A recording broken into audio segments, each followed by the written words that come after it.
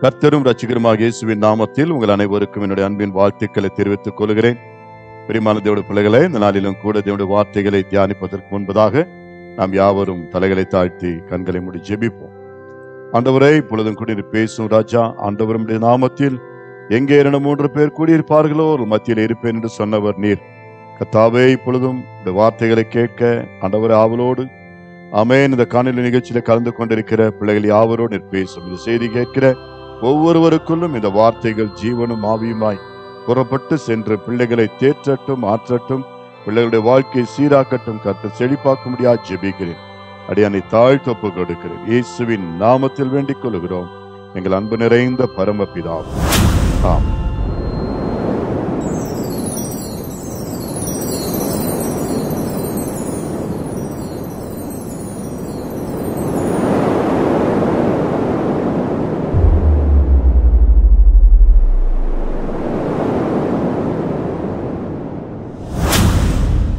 கிறிஸ்துவுக்குள் பிரியமான தேவனுடைய பிள்ளைகளே, இந்த நேரத்திலும் கூட தேவனுடைய வார்த்தையிலிருந்து ஆமோஸின் புஸ்தகம் 3ஆம் அதிகாரம் 8வது வசனத்தை நாம் தியானிப்போமாக.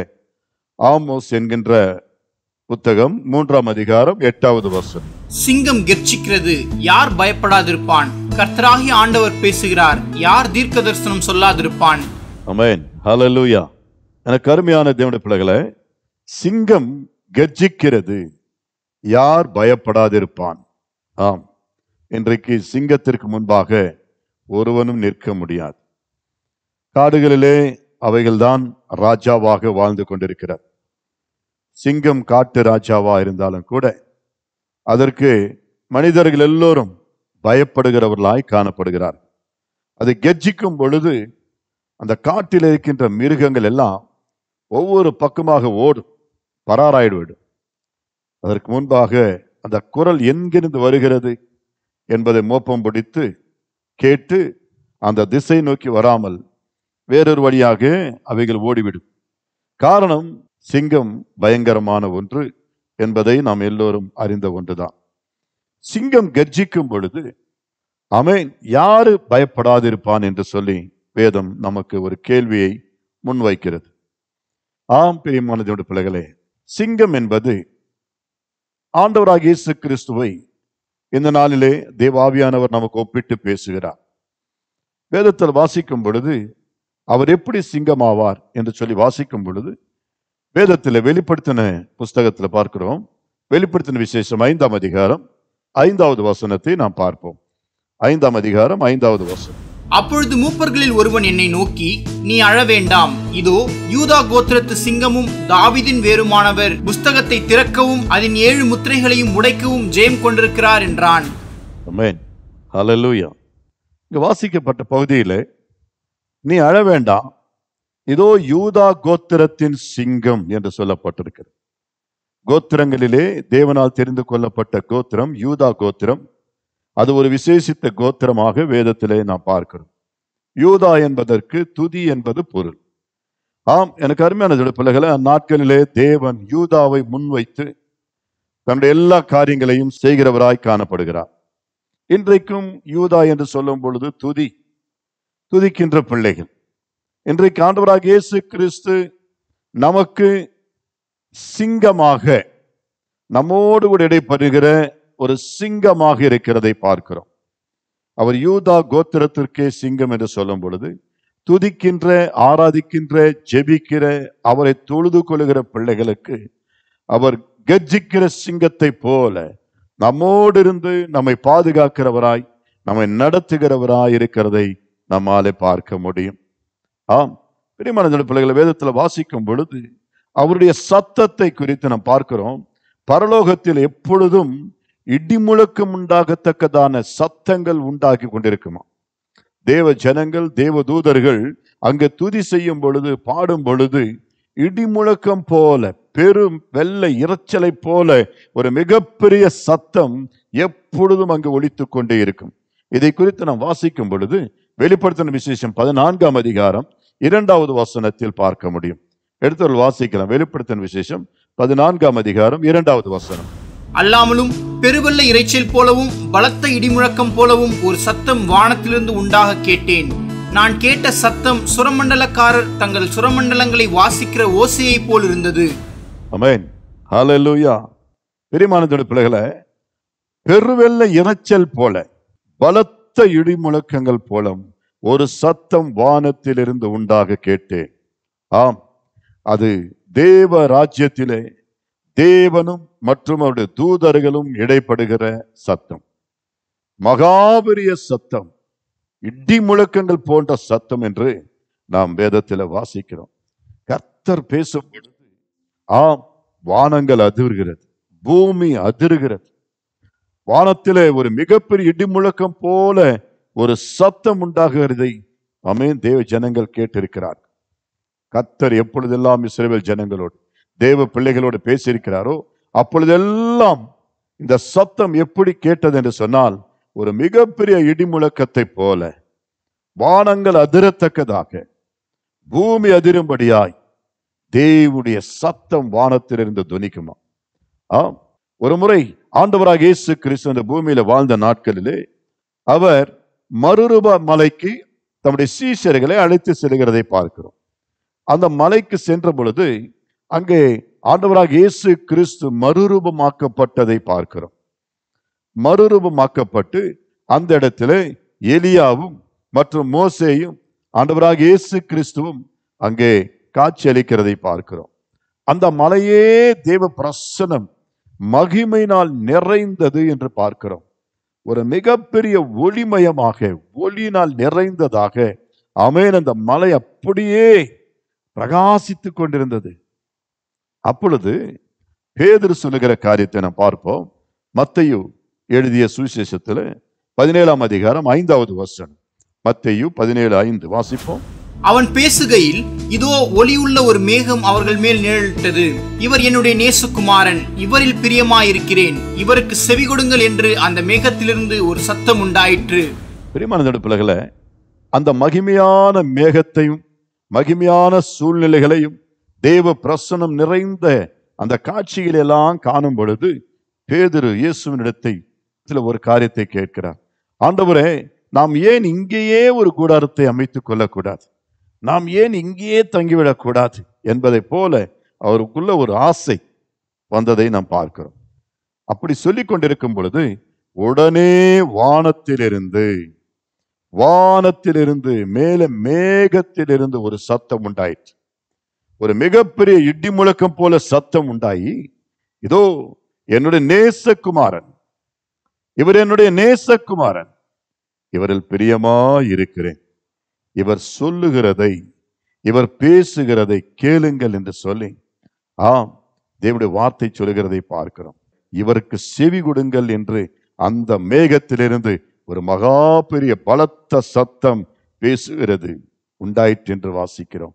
எனக்கு அருமையான தேவ ஜனமே, ஆம், இவருக்கு செவி கொடுங்கள், இந்த இயேசுவுக்கு செவி கொடுங்கள், இவர் என்னுடைய நேசகுமாரன், இவர் மேல் நான் மிகவும் பிரியமாயிருக்கிறேன் என்று கர்த்தரை குறித்த ஒரு சாட்சி பரலோகத்திலிருந்து ஆமென் கடந்து வருகிறதை பார்க்கிறோம். அந்த சத்தம் இயேசுவை குறித்த சாட்சி கொடுக்கிற சத்தம். இவர் என்னுடைய நேசகுமாரன். ஆம் பிரியமான தேவனுடைய பிள்ளைகளே, தேவனுடைய சத்தம் நம் ஒவ்வொருவரை குறித்தும், தேவன் நம் ஒவ்வொருவரை குறித்தும் சாட்சியிடுகிறவராய் இருக்கிறார். அன்று மோசேயை குறித்து சாட்சியிட்ட தேவன், ஆமென், என் வீடெங்கும் உண்மையும் உத்தமமானவன் என்று சொல்லி மோசேயை குறித்து சாட்சி கொடுத்த கர்த்தர் என்றைக்கும் நம் ஒவ்வொருவரையும் குறித்து சாட்சி கொடுப்பதற்கு வாஞ்சியோடு இருக்கிறார். எப்பொழுது நாம் அவருக்கு பிரியமாக வாடும் பொழுது, நாம் அவருக்கு இஷ்டமுள்ள பிள்ளைகளாக, பாச பிள்ளைகளாய் நாம் வளரும் பொழுது, வாழும் பொழுது கர்த்தர் நமக்கும் அந்த சாட்சி கொடுக்க அவர் வல்லவராய் அவளோடு கூட இருக்கிறதை பார்க்கிறோம். ஆண்டவராக இயேசு கிறிஸ்துவை குறித்து சொல்லுகிறார் சீஷர்களை பார்த்து, இவர் என்னுடைய நேசகுமாரன், இவரில் நான் பிரியமா இருக்கிறேன், அவருக்கு செவி கொடுங்க, இவருக்கு செவி கொடுங்க என்று சொல்லி ஆமென் வானத்திலிருந்து சத்தம். இவர்தான் நீங்கள் செவி கொடுக்க வேண்டிய ஒரு தேவகுமாரன், இவர்தான் நீங்கள் கீழ்ப்படிய வேண்டிய தேவ புத்திரர் என்று சொல்லி ஆண்டவராக இயேசு கிறிஸ்துவை மிகைப்படுத்தி மேன்மையாக பேசிக் கொண்டிருக்கிறதை பார்க்கிறோம். அது கருமையானதோட பிள்ளைகளை, தேவனுடைய சத்தம் ஒவ்வொரு முறையும் வானத்திலிருந்து வரும் பொழுது அது மிக பயங்கரமான ஒரு சத்தமாக வந்ததை நாம் பார்க்கிறோம். கர்ஜிக்கின்ற சத்தமாய் வருவதை பார்க்கிறோம். காடுகளிலே சிங்கம் கர்ஜிக்கும் பொழுது காடு அதிரும். அந்த சத்தத்திற்கு காடு அதிரும். எங்கெங்கே இருக்கின்ற மிருக ஜீவன்கள் எல்லாம் அப்படியே பராராய் ஆமென் 4 விதத்தில் அது ஓடுகிறதையும் பார்க்க முடியும். இன்றைக்கு ஆண்டவருடைய சத்தமும் அப்படிப்பட்டதுதான். தேவனுடைய வார்த்தைகளை குறித்து, அவருடைய சத்தத்தை குறித்து வேதம் சொல்லுகிறது. சங்கீதங்களின் புஸ்தகம் 29ஆம் அதிகாரம் 3 முதல் தொடர்ந்து ஒரு 9 வசனங்களை வாசிக்கும் பொழுது அது அநேக அற்புதங்களை நிகழ்த்துகிறதாய் காணப்படுகிறது. எடுத்தவர்கள் வாசிக்கலாம். சங்கீதம் 29 3 முதல் வாசிப்போம். கர்த்தருடைய சத்தம் தண்ணீர்கள் மேல் தொனிக்கிறது, மகிமையுள்ள தேவன் முழங்குகிறார். கர்த்தர் திரளான தண்ணீர்கள் மேல் இருக்கிறார். கர்த்தருடைய சத்தம் வல்லமை உள்ளது, கர்த்தருடைய சத்தம் மகத்துவம் உள்ளது. கர்த்தருடைய சத்தம் கேதுரு மரங்களை முறிக்கிறது. கர்த்தர் லீபனோனின் கேதுரு மரங்களை முறிக்கிறார். அவைகளை கன்றுக்குட்டிகளைப் போலவும் லீபனோனையும் சீரியோனையும் காண்டாமிருக குட்டிகளைப் போலவும் துள்ள பண்ணுகிறார். கர்த்தருடைய சத்தம் அக்கினி ஜுவாலைகளை பிளக்கும். கர்த்தருடைய சத்தம் வனாந்திரத்தை அதிர பண்ணும்.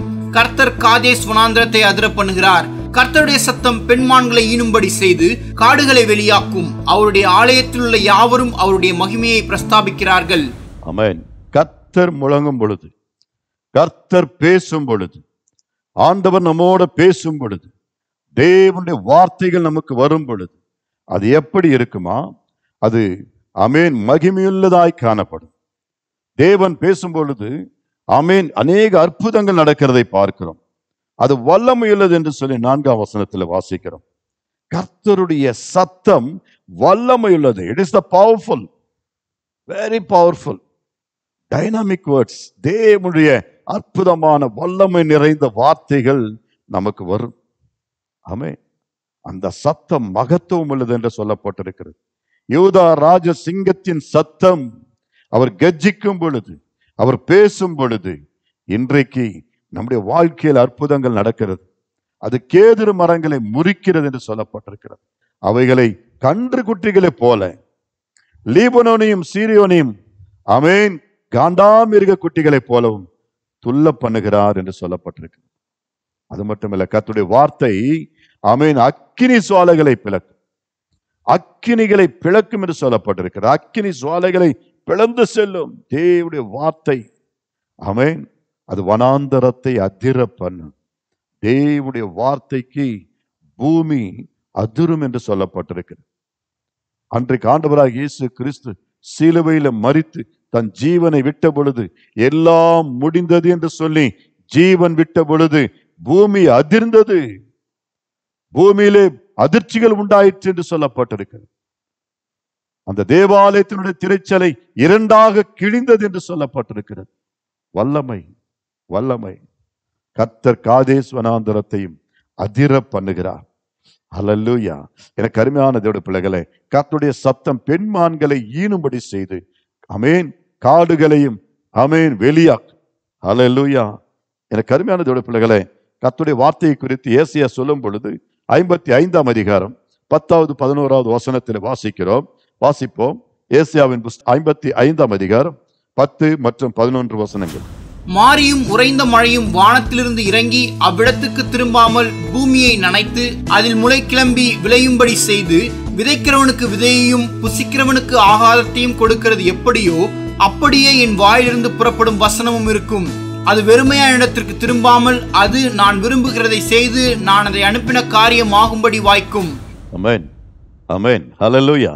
அருமையான தேவ ஜனமே, வாசித்த பகுதியிலே மாரியும் உறைந்த மழையும் வானத்திலிருந்து இறங்கி அவ்விடத்திற்கு திரும்பாமல், மழையானது வானத்திலிருந்து பெய்து அது மீண்டும் வானத்திற்கே திரும்பி செல்லாமல் அது எதற்காக அனுப்பப்பட்டதோ அது என்ன செய்கிறது?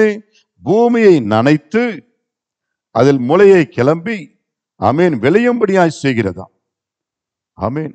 அது செய்யும் பொழுது விதைக்கிறவனுக்கு விதைப்பும் புசிக்கிறவனுக்கு ஆகாரமும் ஆமென் அது கொண்டு வருகிறது எப்படியோ, உண்டாக்குகிறது எப்படியோ அப்படியே என்னுடைய வாயிலிருந்து ஆண்டவர் சொல்லுகிறார், என் வாயிலிருந்து புறப்படுகிற வசனமும் இருக்கும், சத்தமும் இருக்கும் என்று சொல்லப்பட்டிருக்கிறது. அது வெறுமையாக இடத்திற்கு திரும்பாமல், தேவனுடைய வார்த்தை வெறுமையாய் திரும்பாது. அது ஏனோதானமாக அனுப்பப்பட்டதாக ஏனோதானமாக திரும்பி போகிறதாக இருக்காது. ஆண்டவர் சொல்லுகிறான், அது நான் விரும்புகிறதை செய்து. தேவனுடைய வார்த்தை அது வெறுமனையாய் திரும்பாது. எனக்கு அருமையான தேவனுடைய பிள்ளைகளே, கர்த்தருடைய சத்தம் ஏன் ஆண்டவர் கர்ஜிக்கிறாரோ அந்த சத்தம் அது வெறுமனையாக இருக்காது. தான் அனுப்பின காரியம் ஆகும்படி செய்யும், அது வாய்க்கும். அதை அனுப்பினதான நோக்கம் அது நிறைவேற்றும் என்று சொல்லப்பட்டிருக்கிறது. எனக்கு அன்பான தேவனுடைய பிள்ளைகளே, தேவனுடைய வார்த்தைக்கு அவ்வளவு வல்லமை உண்டு. அது வெறுமனையாய் திரும்புகிறது அல்ல. ஒரு முறை ஒரு மகன், லாசரு என்ற மகன் மரித்த பொழுது அவனை அடக்கம் பண்ணிவிட்டார்கள். 4 நாள் ஆயிற்று. 4 நாள் கழித்து கர்த்தராகிய இயேசு கிறிஸ்து அந்த மரித்து போன அந்த வீட்டுக்கு செல்கிறார். அந்த மரியாள் மார்த்தாள் அழுது கொண்டு சொன்னார்கள், ஐயா, 4 நாள் ஆயிற்று, நாங்கள் அடக்கம் பண்ணிவிட்டோம். இப்பொழுது போனால் அங்கே அந்த பிணமானது, அந்த சவமானது அது நாறிக்கொண்டிருக்குமே, கல்லறைக்கு போக வேண்டாம் என்று. ஆனாலும் கர்த்தரோ அந்த இடத்திற்கு செல்லுகிறதை பார்க்கிறோம். என் ஆண்டவருக்கு தெரியும் அது தேவனுடைய மகிமைக்காக உண்டாக்கப்பட்ட ஒரு மரணம் என்று. கல்லறையின் இடத்திற்கு போய் அவர்களை பார்த்து கேட்கிறார், இந்த கல்லறை புரட்டுங்கள், கல்லை புரட்டுங்கள் என்று. அவர்கள் புரட்டின பொழுது பிரியமான தேவனுடைய பிள்ளைகளே, நடந்தது என்ன? கர்த்தர் உள்ளே பார்த்து சொல்லுகிறார், லாசருவே வெளியே வா என்று சத்தமிட்டு கூப்பிடுகிறதை பார்க்கிறோம். வேதத்தில் நடந்த சம்பவம் இது. வேதத்தில் நடந்த சம்பவம், கதை அல்ல. எனக்கு அன்பான தேவனுடைய பிள்ளைகளே, இந்த பூமியில நடந்த ஒரு சம்பவம். கல்லறைக்குள்ளே உற்று பார்த்து மரித்து போனவனை பார்த்து உயிரோடு இருக்கிறவனை எழுப்புவதை போல, கூப்பிடுவது போல வெளியே வா என்று சொன்ன மாத்திரத்திலே மரித்தவன் உயிரோடு எழுந்திருச்சான் என்று வேதத்தில் வாசிக்கிறோம்.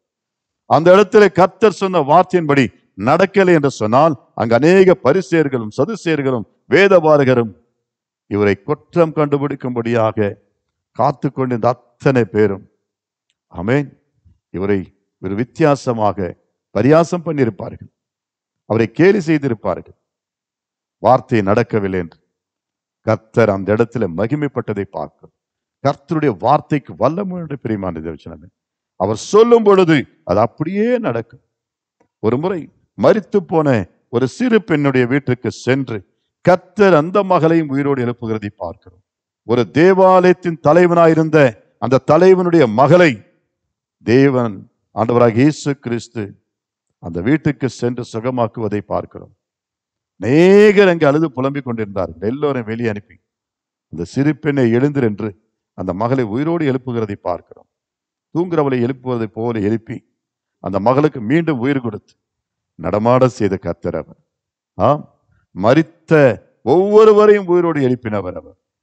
கிறிஸ்துவுக்கு மரணம் ஒரு தடை இல்லை. அவருடைய வார்த்தைக்கு முன்பாக எதையுமே தடை செய்ய முடியாது. அவருடைய வார்த்தைக்கு அவ்வளவு வல்லமை உண்டு. அவருடைய வார்த்தை ஜீவன் உள்ளது. கர்த்தருடைய வார்த்தை ஆவி நிறைந்தது. ஆம் பிரியமானவருடைய பிள்ளைகளே, ஆவியற்றவர்களுக்கு நமக்குள்ள ஜீவனற்றவர்களாய் இருப்போமே, ஆனால் நம்மை ஜீவனுள்ளவர்களாய் மாற்றுவது கர்த்தருடைய சத்தம். ஆம், வேதத்தில் நாம் வாசிக்கும் பொழுது ஒரு முறை ஆண்டவரும் அவருடைய சீடர்களும் கர்த்தரும் அவருடைய சீடர்களும் இந்த பூமியில வாழ்ந்த நாட்களிலே அவர்கள் பயணித்துக் கொண்ட அந்த வேளையிலே ஒரு மரத்தை பார்க்கிறார்கள். அது அத்தி மரம், காட்டு அத்தி மரம். வேதத்தில் வாசிக்கிறோம். மத்தேயு 21 அதிகாரம் 19, 20 ஆகிய வசனங்கள்ல அதை குறித்து சொல்லப்பட்டிருக்கிறது. வாசிப்போம். அப்பொழுது வழியருகே ஒரு அத்திமரத்தை கண்டு அதனிடத்திற்கு போய், இதிலே இலைகளையன்றி வேறொன்றையும் காணாமல் இனி ஒரு காலம் உன்னிடத்தில் கனி உண்டாகாதிருக்க கடவது என்றார். உடனே அத்திமரம் பட்டு போயிற்று. சீஷர்கள் அதை கண்டு, இந்த அத்திமரம் எத்தனை சீக்கிரமாய் பட்டு போயிற்று என்று சொல்லி ஆச்சரியப்பட்டார்கள். ஆமென். அத்திமரத்தை பார்த்து ஆண்டவர் சொன்னார். அதுல கனிகள் இல்லாத சூழ்நிலைகளை அறிந்தவர் உடனே அந்த மரத்தை சபித்து செல்கிறதை பார்க்கிறோம். கர்த்தர் சபிக்கிறதை பார்க்கிறோம். கனிகள் இல்லாமல் வாழ்க்கையில ஒரு பிரயோஜனம் இல்லாத நீ ஏன் வாழணும் என்று சொல்லி அது அப்படியே பட்டு போகும்படியாக அதுக்கு சபிக்கிறதை பார்க்கிறோம். அப்பொழுது அது பட்டு போயிற்று என்று சொல்லப்பட்டிருக்கிறது. நாம் வாசிக்கிறோம். பேதுரு அதை குறித்து பேசும் பொழுது மார்க் 11 அதிகாரம் 21 வசனத்துல பார்ப்போம். பேதுரு என்ன சொல்லுகிறார் என்பதை மார்க் 11 அதிகாரம் 21 வசனத்தில் வாசிப்போம். பேதுரு நினைவு கூர்ந்து அவரை நோக்கி, ரபி, இதோ நீர் சபித்த அத்திமரம் பட்டு போயிற்று என்றான். இயேசுவை பார்த்து நினைவூட்டுகிறார். திரும்ப அந்த வழியாய் வரும் பொழுது அந்த மரத்தை பார்த்து, ரபி பாருங்க, ஏதோ நீர் சபித்த அத்தி மரம் பட்டு போயிட்டு இருக்கிறேன், அது பட்டு போயிட்டுன்னு பட்டு போன மரத்தை ஆமென் காண்பிக்கிறதை பார்க்கிறோம். உங்களுடைய வார்த்தை நீர் சொன்ன மாத்திரத்திலே அது பட்டு போயிற்று. பாருங்க, கர்த்தர் சொல்ல ஆகும், அவர் கட்டளை நிற்கும். எனக்கு அருமையான தேவனுடைய பிள்ளைகளை, என் ஆண்டவராக இயேசு கிறிஸ்துவின் வார்த்தைகளுக்கு வல்லமை உண்டு. நம்முடைய ஆண்டவருடைய வார்த்தைக்கு வல்லமை உண்டு. அந்த வார்த்தைக்கு விரோதமாக ஒருவனும் ஒரு காலம் எதையுமே செய்ய முடியாது. அவர் சொன்னதை நிச்சயமாய் நிறைவேற்ற வல்லவராய் இருக்கிறார். அவருடைய வார்த்தைக்கு தடையில்லை. அவருடைய வார்த்தைகளை ஒருவரும் கட்டுப்படுத்த முடியாது. இப்படி நடக்கணும் என்று கர்த்தர் சொன்னால் இப்படி நடக்கும் என்று சொல்லும் பொழுது அது அப்படியே ஆகும். பிரியமான தேவ ஜனமே, அதற்கு 1000 தடைகள் மனிதர்கள் கொண்டு வரலாம். ஆனால் தேவனுடைய வார்த்தை ஆமென் என்றும் ஆமென்றும் நிறைவேற்றப்படுகிறதாக நாம் வேதத்தில் வாசிக்கிறோம். தேவன் சத்தத்தை உருவாக்குகிறவர், சத்தத்தை உருவாக்குகிற தேவன். ஏசாயாவின் புஸ்தகம் 30ஆம் அதிகாரம் 30-31. கர்த்தர் மகத்துவமானவர், தமது சத்தத்தை கேட்க பண்ணி உட்கிற கோபத்தினாலும் பட்சிக்கிற அக்னி ஜுவாலையினாலும் இடி பெருவெள்ளம் கல்மழையினாலும் தமது புயத்தின் வல்லமையை காண்பிப்பார். அப்பொழுது தண்டாயுதத்தினால் அடித்த அசீரியன் கர்த்தருடைய சத்தத்தினாலே நொறுங்கொண்டு போவான். ஆமென், ஹல்லேலூயா. இந்த வசனத்தில் பார்க்கிறோம், கர்த்தர் மகத்துவமானவர், சர்வ வல்லமையுள்ள கர்த்தர் மகத்துவங்கள் நிறைந்தவர். தமது சத்தத்தை கேட்க பண்ணி, அவருடைய கர்ஜனை கேட்க பண்ணி, அவருடைய சத்தத்தை கேட்க பண்ணி உக்கிர கோபத்தினாலும் பட்சிக்கிற அக்கினி ஜுவாலையினாலும் இடி பெருவெள்ளம் ஆமென் கல்மழையினாலும் தமது ஆமென் புயத்தின் வல்லமையை காண்பிப்பார் என்று சொல்லப்பட்டிருக்கிறது. அப்பொழுது தண்டாயுதத்தினால் அடித்த அந்த அசிரியனுடைய எல்லாவற்றையும் கர்த்தருடைய சத்தத்தினாலே நொறுங்குண்டு போவான். தண்டாயுதத்தை நம்பி அதை கொண்டு யுத்தங்கள் செய்து கொண்டிருந்த அந்த அசீரியனை தேவன் இந்த சத்தத்தினாலே, அவருடைய வார்த்தையினாலே அவர் பேசும் பொழுது அவன் நொறுங்குண்டு போவான், முதுகு காட்டி ஓடிடுவான் என்று சொல்லப்பட்டிருக்கிறது. ஆம் பெருமனதோட பிள்ளைகளை, என் தேவனுடைய சத்தத்திற்கு அவ்வளவு வல்லமை உண்டு. அதை குறித்து நாம் வாசிக்கும் பொழுது வாசிப்போம். 2 ராஜாக்களின் புஸ்தகம் 7ஆம் அதிகாரம் 6-7 வசனங்கள். 2 ராஜாக்கள் 7ஆம் அதிகாரம் 6வது வசனமும் 7வது வசனத்தை நாம் பார்க்கும் பொழுது எதிரிகளை எப்படி ஆண்டவர் விரட்டுகிறார் என்பதை நாம் அந்த வசனங்களில் பார்ப்போம்.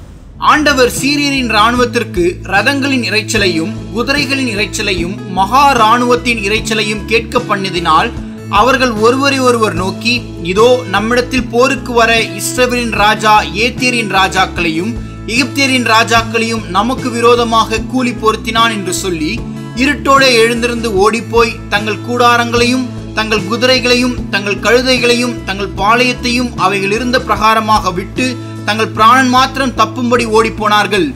ஆமென், ஹல்லேலூயா.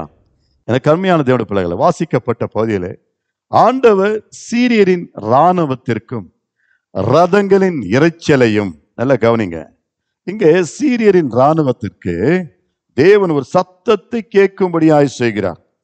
ஒரு சவுண்ட் அவர்களுக்கு கேட்கும்படியாய் செய்கிறார். என்ன சத்தம்? இதோ ரதங்களின் இரைச்சலின் சத்தம், குதிரைகளின் இரைச்சலையும் மகா இராணுவத்தின் இரைச்சலையும் கேட்க பண்ணினதுனால அங்க யாருமே இல்லை, ரதங்களும் இல்லை, குதிரைகளும் இல்லை, எந்த விதமான இராணுவம் இல்லை. ஆனால் அவைகளை போன்ற ஒரு சத்தம், ஒரு சவுண்ட் எஃபெக்டை கொடுத்து தேவன் அந்த இடத்தில் அவர்களை கலங்கடிக்கிறதை பார்க்கிறோம். அப்பொழுது என்ன நடக்கிறது? அவர்கள் ஒருவரை நோக்கி பேசுகிறார்கள். அதாவது பணம் கொடுத்து இந்த எதிரிகள் எல்லாம் நமக்கு விரோதமாய் திரட்டி அவன் நமக்கு விரோதமாய் வந்து கொண்டிருக்கிறார் என்று சொல்லி அவர்கள் பேசுகிறதை பார்க்கிறோம். அப்படி பேசிக்கொண்டு இதோ இருட்டோடு எழுந்திருந்து ஓடி போவோய் தங்கள் கூடாரங்களையும் தங்கள் குதிரைகளையும் தங்களுடைய எல்லா பாளையத்தையும் கழுதைகளையும் எல்லா பாளையத்தையும் அவைகள் இருந்த எல்லாவற்றையும் இருக்கிற பிரகாரமாக விட்டுவிட்டு தங்கள் பிராணன் மாத்திரம் தப்பும்படி ஓடி போனார்கள். தேவன் கொடுத்த அந்த ஒரு எஃபெக்ட், சத்தம், ஒரு பெரும் வெள்ளை இரைச்சல், குதிரைகளின் இரைச்சல், அதோ ரதங்களின் இரைச்சல், இதோ ராஜாக்கள் இராணுவத்தை போல ஒரு பெரிய இரைச்சல் அவர்களை கேட்கும்படியாய் செய்தார். ஒரு சத்தத்தை உண்டாக்கி அந்த சத்தத்தை கேட்ட மாத்திரத்திலே எதிரிகள் எல்லோரும் ஓடி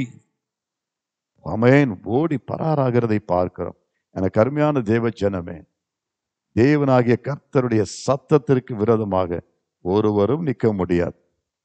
சிங்கம் கர்ஜிக்கிறது, யார் அதற்கு முன்பாக நிற்பான்? யாரால நிற்க முடியாது. என் ஆண்டவருடைய வார்த்தை பேசும் பொழுது, கர்த்தர் பேசும் பொழுது, அந்த வார்த்தைகளுக்கு விரோதமாக ஒருவனால நிற்க முடியாது.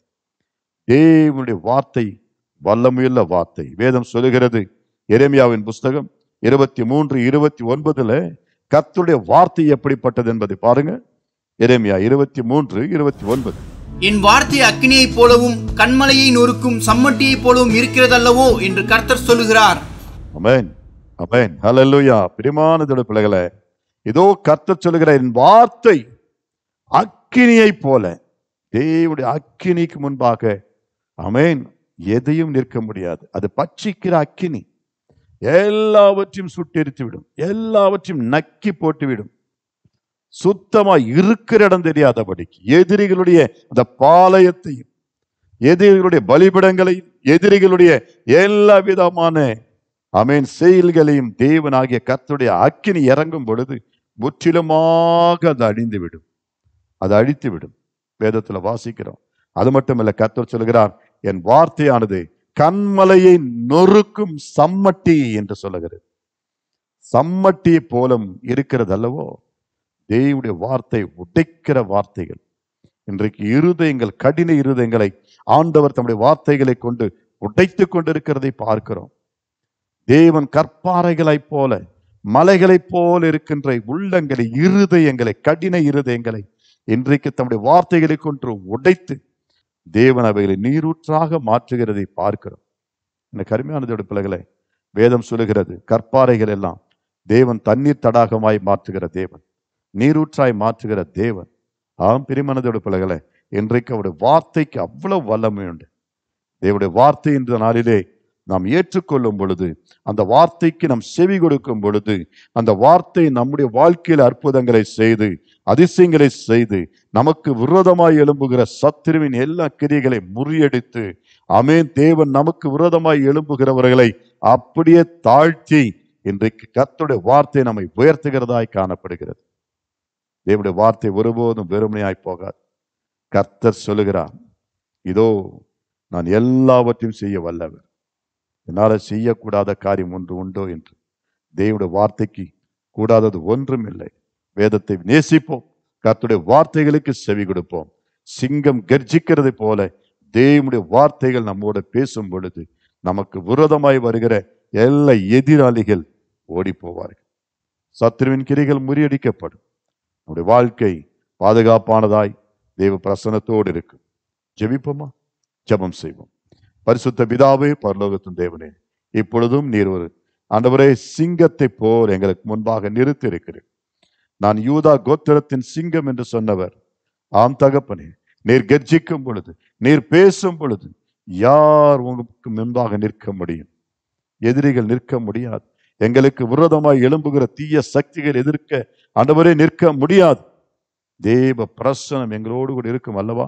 இந்த நேரத்திலும் கூட இந்த வார்த்தைகளை கேட்ட பிள்ளைகளுக்கு துணை செய்வீராக, பிள்ளைகளுக்கு பாதுகாப்பாய் இருப்பீராக, பிள்ளைகளுக்கு விரோதமாய் உருவாக்கப்படுகிற ஆயுதங்களை முறியடிப்பீராக. எல்லா நோயிலிருந்தும், எல்லா துயரங்களிலிருந்தும், எல்லா ஆண்டவரே பிரச்சனைகளிலிருந்தும் பிள்ளைகளுக்கு விடுதலை தந்து ஆசீர்வதிங்க சுவாமி. நீரே கிருபை செய்யும். ஆசீர்வதிக்கிறேன் இயேசுவின் நாமத்தில் பிதாவே, ஆமென். God bless you. கர்த்தர் உங்களோடு கூட இருப்பாராக. ஆமென்.